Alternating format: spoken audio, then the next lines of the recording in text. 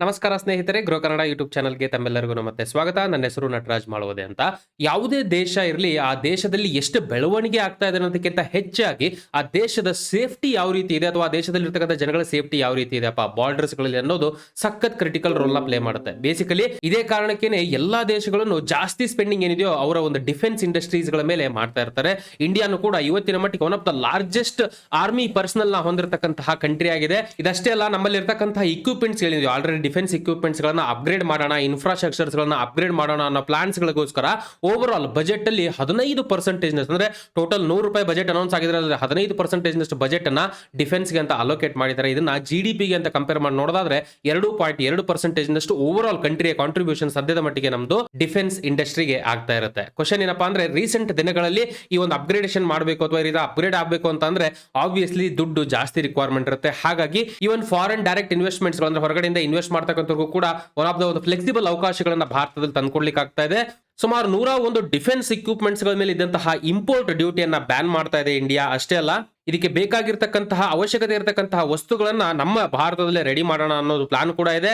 ಹಾಗೆ almost 4 lakh ಕೋಟಿಗಳಷ್ಟು contract ಅನ್ನ domestic ಇಂಡಸ್ಟ್ರಿಯಲ್ಲಿ ನೆಕ್ಸ್ಟ್ 5 ರಿಂದ 7 ವರ್ಷದಲ್ಲಿ ಕೊಡಬೇಕು ಅನ್ನೋ ಪ್ಲಾನ್ ಕೂಡ ಇದೆ. ಹಾಗೆ ಸುಮಾರು 52,000 ಕೋಟಿಯಷ್ಟು ಔಟ್ಲೇ ಅನ್ನ ಆಲ್ಮೋಸ್ಟ್ ಡೊಮೆಸ್ಟಿಕ್ ಕ್ಯಾಪಿಟಲ್ ಪ್ರೊಕ್ಯೂರ್ಮೆಂಟ್ ಗೋಸ್ಕರ financial yearly present financial year ಗೆ ಪ್ಲಾನ್ ಮಾಡ್ತಾ ಇದೆ ಗವರ್ಮೆಂಟ್. ಸೊ ದೇಶದ ಸೇಫ್ಟಿ ಹಾಗೆ ಬೆಳವಣಿಗೆ ಇದೆರಡನ್ನೂ ಗಮನದಲ್ಲಿ ಇಟ್ಕೊಂಡು ಗವರ್ಮೆಂಟ್ ಆಫ್ ಇಂಡಿಯಾ ಸುಮಾರು ರೀತಿಯಾದಂತಹ ಕೆಲಸಗಳನ್ನ ಡಿಫೆನ್ಸ್ ಇಂಡಸ್ಟ್ರಿ ರಿಲೇಟೆಡ್ ಮಾಡ್ತಾ ಇರೋದನ್ನ ನಾವಿಲ್ಲಿ ಈಸಿಯಾಗಿ ಗಮನಿಸಬಹುದಾಗಿರುತ್ತೆ. ಇದ್ರ ಮೂಲಕ ನಮಗೆ ಕ್ವಶನ್ ಹುಟ್ಟತಕ್ಕಂಥದ್ದೇನು, ಡಿಫೆನ್ಸ್ ಇಂಡಸ್ಟ್ರಿಗೆ ಸಂಬಂಧಪಟ್ಟಿರ್ತಕ್ಕಂತಹ ಸ್ಟಾಕ್ಸ್ ಗಳು ಯಾವ್ದಾದ್ರು ಇದೆಯಾ ಲಿಸ್ಟ್ ಆಗಿರ್ತಕ್ಕಂಥದ್ದು. This is exactly the purpose ನಾವು ಈ ಒಂದು ವಿಡಿಯೋ ಮಾಡ್ತಾ ಇರ್ತಕ್ಕಂಥದ್ದು.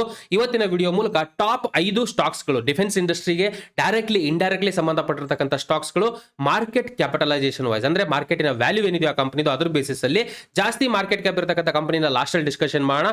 ಟಾಪ್ 5 ಕಂಪನೀಸ್ಗಳು ಡಿಫೆನ್ಸ್ ಇಂಡಸ್ಟ್ರಿಗೆ ಸಂಬಂಧಪಟ್ಟಿರ್ತಕ್ಕಂಥದ್ದನ್ನ ಅರ್ಥ ಮಾಡ್ಕೊಳ್ಳೋಣ ಈ ವಿಡಿಯೋದಲ್ಲಿ. ಮುಂದುವರೆದಕ್ಕಿಂತ ಮುಂಚೆ ಇನ್ ಕೇಸ್ ನಿಮ್ಮಲ್ಲಿ ಯಾರಾದರೂ ಮೊದಲನೇ ಬಾರಿಗೆ ನಮ್ಮ ವಿಡಿಯೋಸ್ಗಳನ್ನ ನೋಡ್ತಾ ಇದ್ರೆ ದಯವಿಟ್ಟು ಚಾನಲ್ನ ಸಬ್ಸ್ಕ್ರೈಬ್ ಮಾಡ್ಕೊಳ್ಳಿ.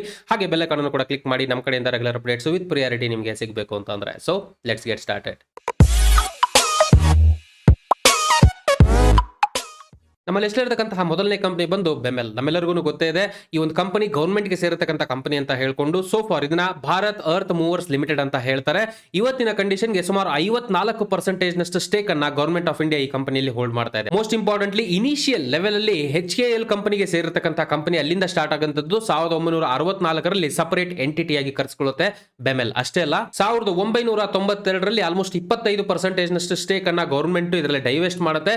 ಇವತ್ತಿನ ಕಂಡೀಷನ್ಗೆ 54% ಸ್ಟೇಕ್ ಗವರ್ಮೆಂಟ್ ಕಡೆಗೆ ಇರುತ್ತೆ. ಬೆಮೆಲ್ ಕಂಪನಿ ಇವತ್ತಿನ ಮಟ್ಟಿಗೆ 5,353.66 ಕೋಟಿಗಳಷ್ಟು ಮಾರ್ಕೆಟ್ ಕ್ಯಾಪ್ ಅನ್ನ ಹೊಂದಿರುತ್ತೆ. ಮೇನ್ ಆಗಿ ಇವತ್ತಿನ ಕಂಡೀಷನ್ಗೆ 3 ವರ್ಟಿಕಲ್ಸ್ ಗಳಲ್ಲಿ ಅಥವಾ 3 ರೀತಿಯಾದಂತಹ ಬಿಸ್ನೆಸ್ ಮಾಡೆಲ್ಸ್ ಗಳಲ್ಲಿ ಕಂಪನಿ ಕೆಲಸ ಮಾಡ್ತಾ ಇದೆ. Number 1 mining and construction related. ಹಾಗೆ ಈ ಒಂದು ಡಿಫೆನ್ಸ್ ಗೆ ಸೆಕೆಂಡ್ ವರ್ಟಿಕಲ್ ಬಂದು ಡಿಫೆನ್ಸ್ ಗೆ ಬೇಕಾಗಿರತಕ್ಕಂಥ ವೆಹಿಕಲ್ಸ್ ಗಳನ್ನ ರೆಡಿ ಮಾಡ್ತಕ್ಕಂಥದ್ದು ಇರಬಹುದು. ಮೂರನೇ ಕಂಡೀಷನ್ ಅಲ್ಲಿ ಮೆಟ್ರೋ ರೈಲ್ಸ್ ಗಳು ಅಥವಾ ರೈಲ್ವೆಗೆ ಸಂಬಂಧಪಟ್ಟಿರತಕ್ಕಂಥ ಆಕ್ಟಿವಿಟೀಸ್ ಗಳನ್ನ ಮ್ಯಾನೇಜ್ ಮಾಡ್ತಾ ಇದೆ ಕಂಪನಿ ಇವತ್ತಿನ ಮಟ್ಟಿಗೆ. ಇದ್ರ ಮೂಲಕ ನಮಗೆ ಅರ್ಥ ಆಗುತ್ತೆ ಡಿಪೆಂಡೆನ್ಸಿ ಏನಿದೆ ಇವರು ಆಲ್ಮೋಸ್ಟ್ 60% ಬಿಸ್ನೆಸ್ ಡಿಪೆಂಡೆನ್ಸಿ ಬರೀ ಈ ಒಂದು 2 ಸೆಗ್ಮೆಂಟ್ಸ್ ಗಳಿಂದ ಮಾತ್ರ ಬಂದಿರೋದ್ರಿಂದ, ಟಾಪ್ 3 ಕಸ್ಟಮರ್ಸ್ ಗಳಿಂದ ಬಂದಿರೋದ್ರಿಂದ ಮೇಜರ್ ಕಾನ್ಸಂಟ್ರೇಟೆಡ್ ರಿಸ್ಕ್ ಇವರಿಗೆ ಇರುತ್ತೆ ಅಂತ ಹೇಳ್ಬೋದು ಬಿಸ್ನೆಸ್ ವೈಸ್ ಅಂತ ಹೇಳೋದಾದ್ರೆ. ಹಾಗೆ ಅಡ್ವಾಂಟೇಜ್ ಏನಪ್ಪಾ ಅಂದ್ರೆ ಇವರಿಗೆ ಆರ್ಡರ್ ಬುಕ್ಸ್ ಗಳು ಅಂತ ಹೇಳೋದಾದ್ರೆ ತುಂಬಾ ಒಂದು ಆರ್ಡರ್ ಬುಕ್ಸ್ ಗಳು ಇವತ್ತಿನ ಮಟ್ಟಿಗೆ ಕಂಪನಿಯಲ್ಲಿ ಇರುತ್ತೆ.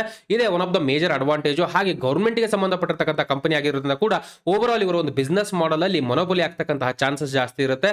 ಗವರ್ಮೆಂಟ್ ಕಡೆಯಿಂದ ಸಪೋರ್ಟ್ ಈ ಕಂಪನಿಗೆ ಸಿಗುತ್ತೆ ಅಂತ ಹೇಳ್ಬೋದು. ಇದು one of the major advantage point ಅಂತ ಹೇಳ್ಬೋದು ಕಂಪನಿಗೆ. ಬೆಮೆಲ್ ಕಂಪನಿಯ ಫಿನಾನ್ಷಿಯಲ್ ಮಾಹಿತಿನ ಅರ್ಥ ಮಾಡ್ಕೊಳ್ಳೋಣ. ನೀವು ಸ್ಕ್ರೀನ್ ಮೇಲೆ ಗಮನಿಸ್ತಾ ಇರಬಹುದು. ಬೆಮೆಲ್ ಇವತ್ತಿನ ಮಟ್ಟಿಗೆ 1284.4ರಲ್ಲಿ ಟ್ರೇಡ್ ಆಗ್ತಾ ಇದ್ರೆ price to earning ratio 41.59, debt to equity 0.35. ಕಳೆದ 5 ವರ್ಷದಲ್ಲಿ 11.7% ನಷ್ಟು ಸೇಲ್ಸ್ ಅಲ್ಲಿ ಕಂಪೌಂಡೆಡ್ ಗ್ರೋತ್ ಕಂಡಿದೆ ಕಂಪನಿ. Return on equity 5.63. ಹಾಗೆ ಕಳೆದ 1 ವರ್ಷದಲ್ಲಿ ಮೈನಸ್ ನೆಗೆಟಿವ್ ರಿಟರ್ನ್ ಕೊಟ್ಟಿದೆ -3.09. ಹಾಗೆ ಕಳೆದ 5 ವರ್ಷದಲ್ಲಿ ಮೈನಸ್ ಅಲ್ಲೇ ಇದೆ ರಿಟರ್ನ್ -3.87% ನಷ್ಟು ಕಂಪೌಂಡೆಡ್ ರಿಟರ್ನ್ ಅನ್ನ ಹೂಡಿಕೆದಾರರಿಗೆ ತಂದುಕೊಟ್ಟಿರುತ್ತೆ. 200 ಡೇ ಮೂವಿಂಗ್ ಅವರೇಜ್ ಸದ್ಯಕ್ಕೆ 1489ರಲ್ಲಿ ಟ್ರೇಡ್ ಆಗ್ತಾ ಇದೆ. ಅಂದ್ರೆ present price 200 day moving average ಕೆಳಗಡೆ ಇರೋದ್ರಿಂದ ಇದನ್ನ ನೆಗೆಟಿವ್ ಸ್ಟ್ರೆಂತ್ ಇಂಡಿಕೇಟ್ ಆಗ್ತಾ ಇದೆ ಅಂತ ಹೇಳ್ಬೋದು. ಹಾಗೆ RSI ಬಂದು 48.8, 40ರಿಂದ 60ರ ಬ್ಯಾಂಡ್ ಅಲ್ಲಿ ಇದು ಬರ್ತಾ ಇರೋದ್ರಿಂದ ನ್ಯೂಟ್ರಲ್ ಸೆಂಟಿಮೆಂಟ್ ಅಂತ ಹೇಳ್ಬೋದು ಪ್ರೆಸೆಂಟ್ಲಿ. ಬಟ್ ಇದು 40ರ ಕೆಳಗಡೆ ಏನಾದರೂ ಟ್ರೇಡ್ ಆಗಕ್ಕೆ ಶುರುವಾಯಿತು ಅಂತಂದ್ರೆ RSI ನೆಗೆಟಿವ್ ಟ್ರೆಂಡ್ ಬರ್ತಕ್ಕಂಥ ಆಗ್ತಕ್ಕಂತಹ ಚಾನ್ಸಸ್ ಅಥವಾ ನೆಗೆಟಿವ್ ಮೂಮೆಂಟಮ್ ಸ್ಟಾರ್ಟ್ ಆಗ್ತಕ್ಕಂತಹ ಚಾನ್ಸಸ್ ಜಾಸ್ತಿ ಇರುತ್ತೆ. ವೆಲ್, ನಮ್ಮ ಲಿಸ್ಟ್ ಇರತಕ್ಕಂತಹ ಎರಡನೇ ಕಂಪನಿ ಬಂದು ಭಾರತ್ ಡೈನಮಿಕ್ಸ್ ಲಿಮಿಟೆಡ್ ಅಂತ ಹೇಳ್ಕೊಂಡು ಹೆಸರು ಹೇಳೋ ಪ್ರಕಾರ ಡೈನಮಿಕ್ಸ್ ಗೆ ಸಂಬಂಧಪಟ್ಟಿರ್ತಕ್ಕಂಥ ಕಂಪನಿ 1970ರಲ್ಲಿ ಹೈದರಾಬಾದ್ ಅಲ್ಲಿ ಸ್ಟಾರ್ಟ್ ಆಗುತ್ತೆ ಈ ಬಿಸ್ನೆಸ್. ಕಂಪನಿ ಇನಿಷಿಯಲ್ ಸ್ಟಾರ್ಟ್ ಮಾಡಿದಾಗ ಆಂಟಿ ರ್ಯಾಂಕ್ ಗೈಡೆಡ್ ಮಿಸೈಲ್ಸ್ ಅನ್ನ ರೆಡಿ ಮಾಡ್ತಕ್ಕಂಥ ಕಂಪನಿ ಆಗಿತ್ತು. ಅದಾದ್ಮೇಲೆ ಇವರು surface to air missile weapons ಗಳಿರ್ಬೋದು, ಹಾಗೆ air to air missile weapons ಗಳನ್ನ ರೆಡಿ ಮಾಡ್ತಕ್ಕಂಥ ಸಿಸ್ಟಮ್ಸ್ ಗಳಲ್ಲೂ ಕೂಡ ಎಂಟ್ರಿ ಆಗ್ತಾರೆ ಬಿಸ್ನೆಸ್ ವೈಸ್. ಹಾಗೆ 2000 ಇಸ್ವಿಯಲ್ಲಿ ಮಿನಿ ರತ್ನ ಕ್ಯಾಟಗರಿ 1 ನಲ್ಲಿ ನಾಮಿನೇಟ್ ಮಾಡ್ತಾರೆ ಈ ಒಂದು ಕಂಪನಿಯನ್ನ ಗವರ್ಮೆಂಟ್ ಆಫ್ ಇಂಡಿಯಾ ಕಡೆಯಿಂದ. ಸದ್ಯದ ಮಟ್ಟಿಗೆ ಮಾರ್ಕೆಟ್ ಕ್ಯಾಪ್ ಏನಿದೆ ಕಂಪನಿದು 12,805 ಕೋಟಿಗಳಷ್ಟಾಗಿರುತ್ತೆ. ವೆಲ್, ಕಂಪನಿ ಇವತ್ತಿನ ಮಟ್ಟಿಗೆ ಮಿಸೈಲ್ಸ್ ಗಳನ್ನ ರೆಡಿ ಮಾಡ್ತಕ್ಕಂತಹ ಕೆಲಸಗಳು, ಸೊ ಏನ್ ಆರ್ಮಿಗೆ ರಿಕ್ವೈರ್ಮೆಂಟ್ ಬೇಕಾಗಿರ್ತಕ್ಕಂತಹ ಮಿಸೈಲ್ಸ್ ಗಳನ್ನ ರೆಡಿ ಮಾಡ್ತಕ್ಕಂಥ ಕಂಪನಿ ಆಗಿದೆ. In that perspective government of India ಈ ಒಂದು ಎಂಟೈರ್ ಡಿಫೆನ್ಸ್ ಇಂಡಸ್ಟ್ರಿ ಅಂತ ಹೇಳಿದ್ರೆ ಮೇಜರ್ ಒಂದು ಇಂಪಾರ್ಟೆಂಟ್ ಪೋರ್ಷನ್ ನ ಈ ಒಂದು ಕಂಪನಿ ತಗೊಳುತ್ತೆ. ಬಿಕಾಸ್ ಇವ್ರಿಗೆ ಆಲ್ರೆಡಿ ಎಕ್ಸಿಸ್ಟಿಂಗ್ ಒಂದು ಕಂಡೀಷನ್ ಅಲ್ಲಿ ಇವ್ರಿಗೆ ಆಲ್ರೆಡಿ ಒಂದು ಪ್ರೊಡಕ್ಷನ್ ಪ್ಲಾಂಟ್ ಅಂತ ಇರುತ್ತೆ, ಹಾಗೆ ಪ್ರೊಡಕ್ಷನ್ ಕೆಪಾಸಿಟಿ ಇರುತ್ತೆ. ಅಷ್ಟೇ ಅಲ್ಲ, ಇವ್ರಿಗೆ ಇರ್ತಕ್ಕಂಥ ವೆಂಡರ್ ನೆಟ್ವರ್ಕ್ ಏನಿದೆಯೋ ಇದು one of the major strength ಅಂತ ಹೇಳ್ಬೋದು ಕಂಪನಿಗೆ ಇರ್ತಕ್ಕಂಥದ್ದು ಇವತ್ತಿನ ಮಟ್ಟಿಗೆ. ಹಾಗೆ ಬಿಡಿಎಲ್ ಇವತ್ತಿನ ಮಟ್ಟಿಗೆ DRDO ದ ಟೆಕ್ನಿಕಲ್ ಸ್ಪೆಸಿಫಿಕೇಶನ್ಸ್ ಏನಿರುತ್ತೋ ಆ ಟೆಕ್ನಿಕಲ್ ಸ್ಪೆಸಿಫಿಕೇಶನ್ಸ್ ಗಳ ಮೇಲೆ ಇವರು ಚೇಂಜ್ ಮಾಡಬೇಕಾಗಿರುತ್ತೆ ಇವರಲ್ಲಿ ಇರ್ತಕ್ಕಂಥ ಪ್ರೊಡಕ್ಷನ್ಸ್ ಗಳನ್ನ.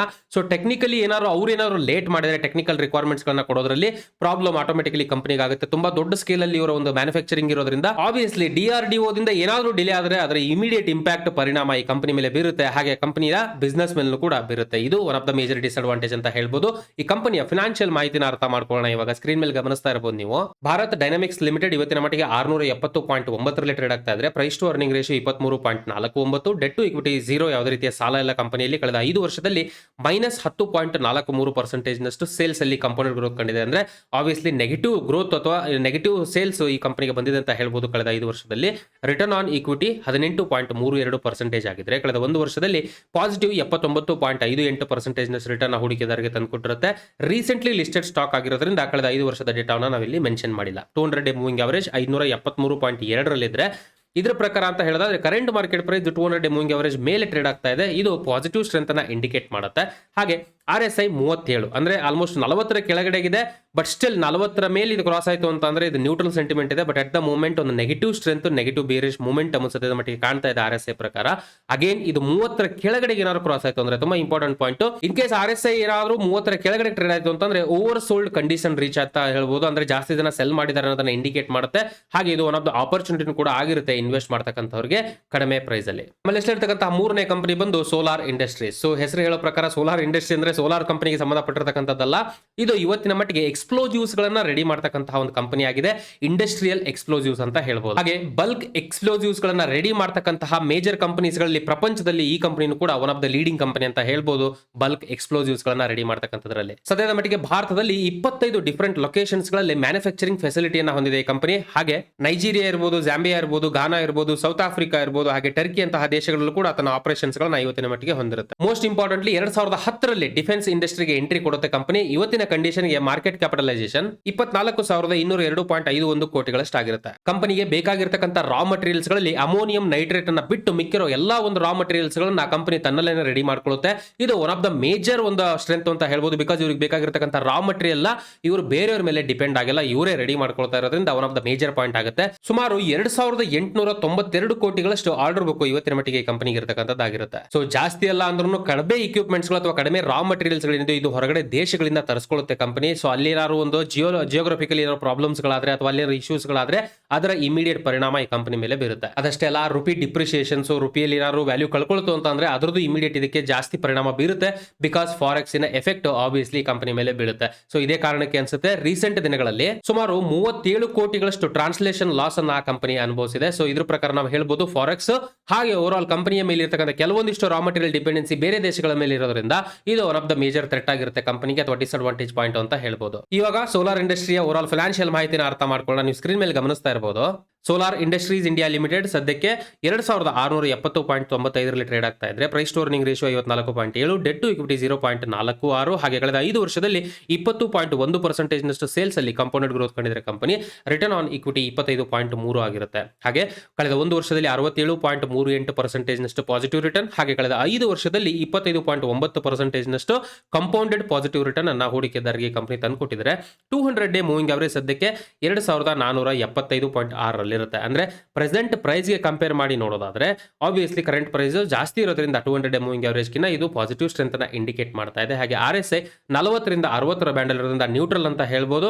ಬಟ್ ಅಗೇನ್ ಇದು 60 ಮೇಲೆ ಕ್ರಾಸ್ ಆಯ್ತು ಅಂತಂದ್ರೆ ಒಂದು ಪಾಸಿಟಿವ್ ಸ್ಟ್ರೆಂತ್ ಬರ್ತಕ್ಕಂತಹ ಚಾನ್ಸಸ್ ಇರುತ್ತೆ RSI ಪ್ರಕಾರ. ನಮ್ಮ ಲಿಸ್ಟ್ ಇರ್ತಕ್ಕಂತಹ 4ನೇ ಕಂಪನಿ ಬಂದು ಇಂಡಿಯಾಸ್ ಡಿಫೆನ್ಸ್ ನವರತ್ನ ಲಿಸ್ಟ್ ಅಲ್ಲಿ ಬರ್ತಕ್ಕಂತಹ ಕಂಪನಿ ಆಗಿರುತ್ತೆ ಭಾರತ್ ಎಲೆಕ್ಟ್ರಾನಿಕ್ಸ್ ಲಿಮಿಟೆಡ್. ಸದ್ಯಕ್ಕೆ ಏರೋಸ್ಪೇಸ್ ಇರಬಹುದು ಹಾಗೆ ಓವರ್ ಆಲ್ ಈ ಒಂದು ಡಿಫೆನ್ಸ್ ರಿಲೇಟೆಡ್ ಕೆಲಸವನ್ನ ಮಾಡ್ತಾ ಇದೆ ಕಂಪನಿ. ಆಸ್ ಆಫ್ ಮಾರ್ಚ್ 31, 2022 ಪ್ರಕಾರ ಅಂತ ಹೇಳೋದಾದ್ರೆ ಸುಮಾರು 51.14% ನಷ್ಟು ಮಾರ್ಕೆಟ್ ಶೇರ್ ಅಥವಾ ಓವರ್ ಆಲ್ ಒಂದು ಸ್ಟೇಕ್ ಅನ್ನ ಈ ಕಂಪನಿಯಲ್ಲಿ ಗವರ್ಮೆಂಟ್ ಆಫ್ ಇಂಡಿಯಾ ಹೊಂದಿರುತ್ತೆ. ಗವರ್ಮೆಂಟ್ ಆಫ್ ಇಂಡಿಯಾ ಆತ್ಮನಿರ್ಭರ ಪ್ರಕಾರ ಇವತ್ತಿನ ಕಂಡೀಷನ್ಗೆ 78% ನಷ್ಟು ಸೇಲ್ಸ್ ಏನಿದೆ ಈ ಕಂಪನಿಗೆ ಬರ್ತಾ ಇರ್ತಕ್ಕಂಥದ್ದು ಇಂಡಿಜಿನಿಯಸ್ ಟೆಕ್ನಾಲಜಿಯಿಂದ ಬರ್ತಾ ಇರ್ತದೆ. ಅಂದ್ರೆ ಓವರ್ ಆಲ್ ನಮ್ಮಲ್ಲಿ ರೆಡಿ ಮಾಡ್ತಕ್ಕಂಥ ಪ್ರಾಡಕ್ಟ್ಸ್ ಗಳಿಂದ ಇವರಿಗೆ ಜಾಸ್ತಿ ರೆವೆನ್ಯೂ ಬರ್ತಾ ಇದೆ ಅಂತ ನಾವು ಹೇಳ್ಬೋದು. ಸದ್ಯದ ಮಟ್ಟಿಗೆ ಕಂಪನಿ ಓವರ್ ಆಲ್ 56,297.78 ಕೋಟಿಗಳಷ್ಟು ಮಾರ್ಕೆಟ್ ಕ್ಯಾಪ್ ಅನ್ನ ಹೊಂದಿರುತ್ತೆ. ಕಂಪನಿಲಿ ಗವರ್ಮೆಂಟ್ ಕಡೆಯಿಂದ ಮೇಜರ್ ಸ್ಟೇಕ್ ಏನಿದೆ 51% ಜಾಸ್ತಿ ಒಂದು ಸ್ಟೇಕ್ ಅಂದ್ರೆ ಮೇಜರ್ ಪೋರ್ಷನ್ ಅನ್ನ ಗವರ್ಮೆಂಟ್ ಆಫ್ ಇಂಡಿಯಾ ಹೋಲ್ಡ್ ಮಾಡ್ತಾ ಇದೆ. ಗವರ್ಮೆಂಟ್ ಆಫ್ ಇಂಡಿಯಾದಿಂದ ಆಲ್ವೇಸ್ ಬಿಸ್ನೆಸ್ ವೈಸ್ ಸಪೋರ್ಟ್ ಈ ಒಂದು ಕಂಪನಿಗೆ ಇರುತ್ತೆ. ಇದೇ one of the major support ಹಾಗೆ ಮೇಜರ್ ಅಡ್ವಾಂಟೇಜ್ ಅಂತ ನಾವು ಹೇಳ್ಬೋದು. ಫಿನಾನ್ಷಿಯಲ್ 2021-22 ಅಲ್ಲಿ ಆಲ್ಮೋಸ್ಟ್ 465 ಕೋಟಿಗಳಷ್ಟು ಅಮೌಂಟ್ ಅನ್ನ ಆಸ್ ಎ ಕ್ಯಾಪೆಕ್ಸ್ ಇನ್ವೆಸ್ಟ್ಮೆಂಟ್ ಅಂದ್ರೆ ಮೇಜರ್ಲಿ ಈಗ ಇರತಕ್ಕಂಥ ಇನ್ಫ್ರಾಸ್ಟ್ರಕ್ಚರ್ ನ ಅಪ್ಗ್ರೇಡ್ ಮಾಡೋಕಿರ್ಬೋದು ಅಥವಾ ಆಲ್ರೆಡಿ ಯೂಸ್ ಮಾಡ್ತಕ್ಕಂಥ ಇಕ್ವಿಪ್ಮೆಂಟ್ಸ್ ಗಳನ್ನ ಅಪ್ಗ್ರೇಡ್ ಮಾಡೋದಕ್ಕೋಸ್ಕರ ಕಂಪನಿ ಸ್ಪೆಂಡ್ ಮಾಡ್ತಾ ಇದೆ. ಇನ್ ದಟ್ ಪರ್ಸ್ಪೆಕ್ಟಿವ್ ಸ್ಟ್ರಾಟಜಿಟಿಕಲಿ ಕಂಪನಿ ತನ್ನ ಒಂದು ಆಪರೇಷನ್ಸ್ ಗಳನ್ನ ಬರ್ತಕ್ಕಂಥ ದಿನಗಳಲ್ಲಿ ಇಂಪ್ರೂವ್ ಮಾಡ್ಕೊಳ್ಳಿಕ್ಕೆ ಪ್ರಯತ್ನ ಪಡ್ತಾ ಇದೆ ಕ್ಯಾಪೆಕ್ಸ್ ಮೂಲಕ ಅಂತ ನಾವಿಲ್ಲಿ ಅರ್ಥ ಮಾಡ್ಕೋಬಹುದು. ಇನ್ನ ಡಿಸ್ಅಡ್ವಾಂಟೇಜ್ ಅಂತ ಹೇಳೋದಾದ್ರೆ ಇವರ ಡಿಪೆಂಡೆನ್ಸಿ ಆಲ್ಮೋಸ್ಟ್ 80% ನಷ್ಟು ಏನು ರೆವೆನ್ಯೂ ಬರುತ್ತೋ ಈ ಕಂಪನಿಗೆ ಅದು ಇಂಡಿಯನ್ ಡಿಫೆನ್ಸ್ ಇಂದ ಬರ್ತಾ ಇರುತ್ತೆ. ಅಂದ್ರೆ ಒಂದೇ ಇಂಡಸ್ಟ್ರಿ ಹಾಗೆ ಒಂದೇ ಪರ್ಟಿಕ್ಯುಲರ್ ಏರಿಯಾದಲ್ಲಿ ಜಾಸ್ತಿ ಒಂದು ಬಿಸ್ನೆಸ್ ಬರ್ತಾ ಇದೆ ಅಂತಂದ್ರೆ ಆಬ್ವಿಯಸ್ಲಿ ಕಾನ್ಸಂಟ್ರೇಷನ್ ರಿಸ್ಕ್ ಏನಿದೆ ಅಥವಾ ಕಾನ್ಸಂಟ್ರೇಟೆಡ್ ರಿಸ್ಕ್ ಅಂತ ಹೇಳ್ತಾರೆ, ಒಂದೇ ಕಡೆನೇ ಡಿಪೆಂಡೆನ್ಸಿ ಜಾಸ್ತಿ ಇರುತ್ತೆ. ಏನಾದ್ರು ಒಂಚೂರು ಹೆಚ್ಚು ಕಡಿಮೆ ಅಲ್ಲಿಂದ ಏನಾದ್ರು ಒಂದು ಇಂಪ್ಯಾಕ್ಟ್ ಆದ್ರೆ ಅದರ ಇಮಿಡಿಯೇಟ್ ಪರಿಣಾಮ ಈ ಕಂಪನಿ ಮೇಲೆ ಬೀರುತ್ತೆ. ಇದೇ one of the major disadvantage ಅಂತ ಹೇಳ್ಬೋದು ಕಂಪನಿಗೆ. ಓವರ್ ಆಲ್ BEL ನ ಫೈನಾನ್ಷಿಯಲ್ ಮಾಹಿತಿಯನ್ನು ಅರ್ಥ ಮಾಡ್ಕೊಳ್ಳೋಣ. ನೀವು ಸ್ಕ್ರೀನ್ ಮೇಲೆ ಗಮನಿಸ್ತಾ ಇರಬಹುದು. BEL ಸದ್ಯಕ್ಕೆ 229.2 ಟ್ರೇಡ್ ಆಗ್ತಾ ಇದ್ರೆ 23.28 PE ಆಗಿರುತ್ತೆ. ಡೆಟ್ ಟು ಇಕ್ವಿಟಿ 0, ಯಾವುದೇ ರೀತಿಯ ಸಾಲ ಇಲ್ಲ ಕಂಪನಿಯಲ್ಲಿ. ಕಳೆದ 5 ವರ್ಷದಲ್ಲಿ 12.16% ಸೇಲ್ಸ್ ಅಲ್ಲಿ ಕಂಪೌಂಡೆಡ್ ಗ್ರೋತ್ ಕಂಡಿದ್ರೆ ಕಂಪನಿ ಸದ್ಯಕ್ಕೆ 20.55% ರಿಟರ್ನ್ ಆನ್ ಇಕ್ವಿಟಿ ಆಗಿರುತ್ತೆ. ಕಳೆದ 1 ವರ್ಷದಲ್ಲಿ 26.59% ಪಾಸಿಟಿವ್ ರಿಟರ್ನ್ ಹಾಗೆ ಕಳೆದ 5 ವರ್ಷದಲ್ಲಿ 8.18% ಕಂಪೌಂಡೆಡ್ ಪಾಸಿಟಿವ್ ರಿಟರ್ನ್ ಹೂಡಿಕೆದಾರರಿಗೆ ಈ ಕಂಪನಿ ತಂದುಕೊಟ್ಟಿರುತ್ತೆ. ಸದ್ಯಕ್ಕೆ 200 ಡೇ ಮೂವಿಂಗ್ ಅವರೇಜ್ 213 ಟ್ರೇಡ್ ಆಗ್ತಾ ಇದೆ. ಅಂದ್ರೆ current market price 229. So current market price 200 day moving average ಮೇಲೆ ಇರೋದು ಪಾಸಿಟಿವ್ ಸ್ಟ್ರೆಂತ್ ಅನ್ನ ಇಂಡಿಕೇಟ್ ಮಾಡುತ್ತೆ. ಹಾಗೆ RSI ಬಂದು 44.5 ಇರುತ್ತೆ. ಸದ್ಯಕ್ಕೆ 40-60 ಬ್ಯಾಂಡ್ ಅಲ್ಲಿ ಬರ್ತಾ ಇರೋದ್ರಿಂದ ನ್ಯೂಟ್ರಲ್ ಸೆಂಟಿಮೆಂಟ್ ಅನ್ನ ಇಂಡಿಕೇಟ್ ಮಾಡ್ತಾ ಇದೆ ಅಂತ ಹೇಳ್ಬೋದು RSI. ನಮ್ಮ ಲಿಸ್ಟ್ ಇರತಕ್ಕಂತಹ ಕೊನೆಯ ಕಂಪನಿ ಬಂದು HAL ಹಿಂದೂಸ್ತಾನ್ ಏರೋನಾಟಿಕ್ಸ್ ಲಿಮಿಟೆಡ್. ಹೆಸರು ಹೇಳೋ ಪ್ರಕಾರನೇ HAL ಇವತ್ತಿನ ಮಟ್ಟಿಗೆ ಏರೋನಾಟಿಕ್ಸ್ ರಿಲೇಟೆಡ್ ಕೆಲಸವನ್ನ ಡಿಫೆನ್ಸ್ ಗೆ ಸಂಬಂಧಪಟ್ಟಿರೋ ಹಾಗೆ ಮಾಡ್ತಾ ಇದೆ. ಹೆಲಿಕಾಪ್ಟರ್ ಗೆ ಸಂಬಂಧಪಟ್ಟ ಹಾಗೆ ಏರ್ ಕ್ರಾಫ್ಟ್ ಈ ರೀತಿಯಾದಂತಹ ವಿಷಯಗಳಿಗೆ ಸಂಬಂಧಪಟ್ಟ ಹಾಗೆ ಡಿಸೈನ್ ಇರಬಹುದು, ರಿಸರ್ಚ್ ಇರಬಹುದು, R&D ಗಳಿರಬಹುದು, ಹಾಗೆ ಪ್ರೊಡಕ್ಷನ್ ಎಂಟೈರ್ ಡಿಫೆನ್ಸ್ ಇಂಡಸ್ಟ್ರಿಗೆ ಸಂಬಂಧಪಟ್ಟ ಹಾಗಿರತಕ್ಕಂಥ ಏರೋನಾಟಿಕ್ಸ್ ಹಾಗೆ ಏರ್ ಕ್ರಾಫ್ಟ್ ರಿಲೇಟೆಡ್ ಕೆಲಸವನ್ನ ಕಂಪನಿ ಇವತ್ತಿನ ಮಟ್ಟಿಗೆ ಓವರ್ ಆಲ್ ಒಂದು ಎಂಟೈರ್ ಚೈನ್ ಅನ್ನ ಮ್ಯಾನೇಜ್ ಮಾಡ್ತಾ ಇದೆ. HAL ಅನ್ನ 1964ರಲ್ಲಿ ಇಂಡಿವಿಜುವಲ್ ಎಂಟಿಟಿ ಆಗಿ ಎಸ್ಟಾಬ್ಲಿಷ್ ಮಾಡ್ಲಿಕ್ಕಾಯ್ತು. ಇವತ್ತಿನ ಕಂಡೀಷನ್ಗೆ HAL ಸುಮಾರು 58,485.69 ಕೋಟಿಗಳಷ್ಟು ಮಾರ್ಕೆಟ್ ಕ್ಯಾಪ್ ಅನ್ನ ಹೊಂದಿರುತ್ತೆ. ಫಿನಾನ್ಷಿಯಲ್ 2022 ಕ್ವಾರ್ಟರ್ ಎಂಡ್ ಅಲ್ಲಿ ಅಂತ ಹೇಳೋದಾದ್ರೆ ಓವರ್ ಆಲ್ ಡಿಸೆಂಬರ್ 31, 2021 ಪ್ರಕಾರ 79,229 ಕೋಟಿಗಳಷ್ಟು ಔಟ್ಸ್ಟ್ಯಾಂಡಿಂಗ್ ಆರ್ಡರ್ ಬುಕ್ ವ್ಯಾಲ್ಯೂ ಆಗಿರುತ್ತೆ ಕಂಪನಿದು, ವಿಚ್ ಇಸ್ ಹ್ಯೂಜ್ ಅಂತ ಹೇಳ್ಬೋದು. ಹಾಗೆ ಇದೊಂದು ಆಪರ್ಚುನಿಟಿ ಇಂಡಿಕೇಟ್ ಮಾಡ್ತಾ ಇದೆ ಕಂಪನಿಲಿ ಅಂತ ಹೇಳ್ಬೋದು. ಅಷ್ಟೇ ಅಲ್ಲ, ಈಗ ರೀಸೆಂಟ್ ಆಗಿ ಸಿಕ್ಕಿರ್ತಕ್ಕಂಥ 83 LCA ಒಂದು ಆರ್ಡರ್ ಏನಿದೆ ಏರ್ ಕ್ರಾಫ್ಟ್ ರಿಲೇಟೆಡ್ ಸಂಬಂಧಪಟ್ಟ ಹಾಗೆ ಕಾಂಟ್ರಾಕ್ಟ್, ಇದರಲ್ಲಿ 36,486 ಕೋಟಿಗಳಷ್ಟು ಆರ್ಡರ್ ಬುಕ್ ಇವರಿಗೆ 36,486 ಕೋಟಿಗಳಷ್ಟು ಆರ್ಡರ್ ಬುಕ್ ವ್ಯಾಲ್ಯೂ ಇವರಿಗೆ ಸಿಕ್ಕಿರುತ್ತೆ. ಅಂದ್ರೆ ಓವರ್ ಆಲ್ 30,000 ಕೋಟಿಗಳಷ್ಟು ಇನ್ಕ್ರೀಸ್ ಇವರ ಒಂದು ಓವರ್ ಆಲ್ ರೆವಿನ್ಯೂ ಅಥವಾ ಆರ್ಡರ್ ಬುಕ್ ಅಲ್ಲಿ ಕಾಣಬಹುದು ಅನ್ನೋ ಒಂದು ಎಕ್ಸ್ಪೆಕ್ಟೇಷನ್ಸ್ ಗಳಿದೆ ಬೈ 2023. ನೀವು ಗಮನಿಸ್ತಾ ಇರಬಹುದು ಆಲ್ಮೋಸ್ಟ್ 2017ರಿಂದ ಇಲ್ಲಿವರೆಗೂ ಆರ್ಡರ್ ಬುಕ್ಕಿನ ಒಂದು ವ್ಯಾಲ್ಯೂ ಏನಿತ್ತು ಈ ಕಂಪನಿಗೆ ಸಿಕ್ಕಿರೋದನ್ನ ನಾವಿಲ್ಲಿ ತೋರಿಸ್ತಾ ಇದೀವಿ. ಹೆಲ್ದಿ ಆರ್ಡರ್ ಬುಕ್ ಕಂಪನಿಗೆ ಸಿಕ್ಕಿದೆ ಅಂತ ಹೇಳ್ಬೋದು, except 2020 may be because of COVID-19 ಆ ರೀತಿಯಾದಂಥ ಸಿಚುವೇಶನ್ಸ್ ಗಳು ಅವಾಗ ಇದ್ದಿದ್ರಿಂದ. ಬಟ್ ಇಮಿಡಿಯೇಟ್ಲಿ ಆಫ್ಟರ್ ದಟ್ ಒಂದು ಒಳ್ಳೆ ರಿಕವರಿ ಹಾಗೆ ಸ್ಟೇಬಲ್ ಆರ್ಡರ್ ಬುಕ್ ಕಂಪನಿಗೆ ಸಿಗ್ತಾ ಇರ್ತಕ್ಕಂಥದ್ದು ನಾವಿಲ್ಲಿ ಗಮನಿಸಬಹುದು. ಅನಲಿಸ್ಟ್ ಮೀಟ್ ಪ್ರೆಸೆಂಟೇಷನ್ ಪ್ರಕಾರ ಈ ಒಂದು ಆರ್ಡರ್ ಬುಕ್ಕಿನ ಡೇಟಾವನ್ನು ನಾವು ತಗೊಂಡಿರ್ತೀವಿ. ಇದಷ್ಟೇ ಅಲ್ಲ, ಫಿನಾನ್ಷಿಯಲ್ 2021 ಪ್ರಕಾರ ಆಲ್ಮೋಸ್ಟ್ ಒಂದು ಸಿಗ್ನಿಫಿಕೆಂಟ್ ಅಮೌಂಟ್ ಅನ್ನ ಅರ್ನ್ ಮಾಡಿರುತ್ತೆ ಪೇಮೆಂಟ್ಸ್ ವಿಚಾರ ಅಂತ ಹೇಳೋದಾದ್ರೆ ಕಂಪನಿ ಇವರ ಕ್ಲೈಂಟ್ಸ್ ಗಳಿಂದ. ನೀವು ನೋಡ್ತಾ ಇರಬಹುದು 2016-17 ಫಿನಾನ್ಷಿಯಲ್ ಇಯರ್ ಅಲ್ಲಿ ಆಲ್ಮೋಸ್ಟ್ 10,167 ಕೋಟಿ ಇದ್ದಂತಹ ನೆಟ್ ಕ್ಯಾಶ್ ಹಾಗೆ ಬ್ಯಾಂಕ್ ಬ್ಯಾಲೆನ್ಸ್ ಏನಿತ್ತು ಕಂಪನಿದು ಇವತ್ತಿನ ಕಂಡೀಷನ್ಗೆ ರೀಸೆಂಟ್ ದಿನಗಳಲ್ಲಿ ಅಂತ ಹೇಳೋದಾದ್ರೆ 11,194 ಕೋಟಿಗಳಿಗೆ ರೀಚ್ ಆಗಿರುತ್ತೆ. ಎಲ್ಲ ಒಳ್ಳೆ ವಿಚಾರನೇ ಅಲ್ಲ, ಆಬ್ವಿಯಸ್ಲಿ ಎಲ್ಲ ಕಂಪನಿಯಲ್ಲೂ ಡಿಸ್ಅಡ್ವಾಂಟೇಜ್ ಅಂತ ಇರುತ್ತೆ. ಮೇಜರ್ಲಿ ಇವರಿಗೆ ಬರ್ತಕ್ಕಂಥ 90% ನಷ್ಟು ರೆವಿನ್ಯೂ ಏನಿದೆ ಇವರಿಗೆ ಬರ್ತಾ ಇರ್ತಕ್ಕಂಥದ್ದು ಡಿಫೆನ್ಸ್ ಇಂಡಸ್ಟ್ರಿಯಿಂದ ಬರ್ತಕ್ಕಂಥದ್ದಾಗಿರುತ್ತೆ. ಒಂದು ಡಿಪೆಂಡೆನ್ಸಿ ಜಾಸ್ತಿ ಇದೆ, ಕಾನ್ಸಂಟ್ರೇಟೆಡ್ ರಿಸ್ಕ್ ಅಂತ ಹೇಳ್ಬೋದು, ಇದನ್ನ ಜಾಸ್ತಿ ಇದೆ ಅಂತ ಇರುತ್ತೆ. ಸೇಮ್ ಟೈಮ್ ಡಿಲೇಗಳು, ಪೇಮೆಂಟ್ ಡಿಲೇ ಆಗ್ತಕ್ಕಂಥ ಚಾನ್ಸಸ್ಗಳು ಜಾಸ್ತಿ ಇರುತ್ತೆ. ಯಾಕೆಂತಂದ್ರೆ ಬಲ್ಕ್ ಆರ್ಡರ್ಸ್ ಗಳು ಇರುತ್ತೆ, ಅವ್ರದ್ದು ತುಂಬಾ ಅಮೌಂಟ್ ನ ಪೇ ಮಾಡಬೇಕಾಗಿರುತ್ತೆ, ಆರ್ಡರ್ಸ್ ಗಳು ಡಿಲೇ ಆಗ್ತಕ್ಕಂಥ ಚಾನ್ಸಸ್ ಗಳಿರುತ್ತೆ. ಆ ರೀತಿಯಾದಂತಹ ಸಮಯದಲ್ಲಿ ಎಂಟೈರ್ ಆಪರೇಷನ್ಸ್ ಗಳಲ್ಲಿ ಡಿಸ್ಟರ್ಬೆನ್ಸ್ ಆಗ್ತಕ್ಕಂಥ chances ಗಳಿರುತ್ತೆ.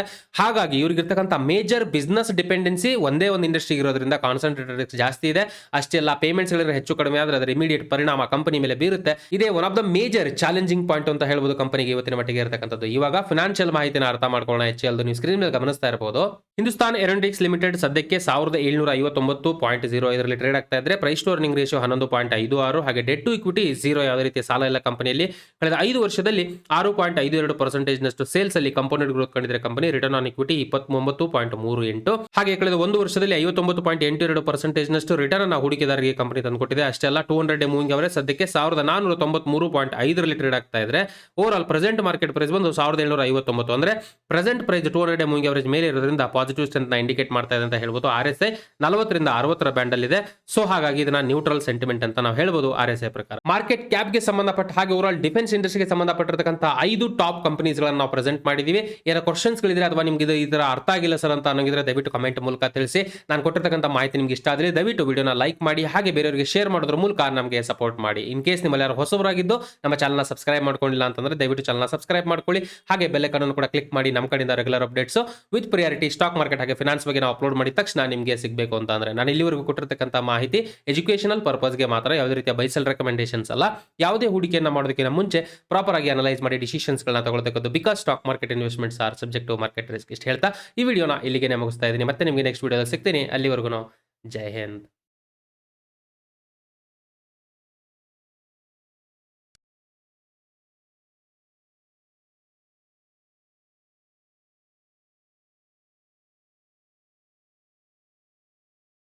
Investment in securities market are subject to market risks. Read all the related documents carefully before investing. Please read the risk disclosure documents carefully before investing in equity shares, derivatives, mutual fund, and or other instruments traded on the stock exchanges.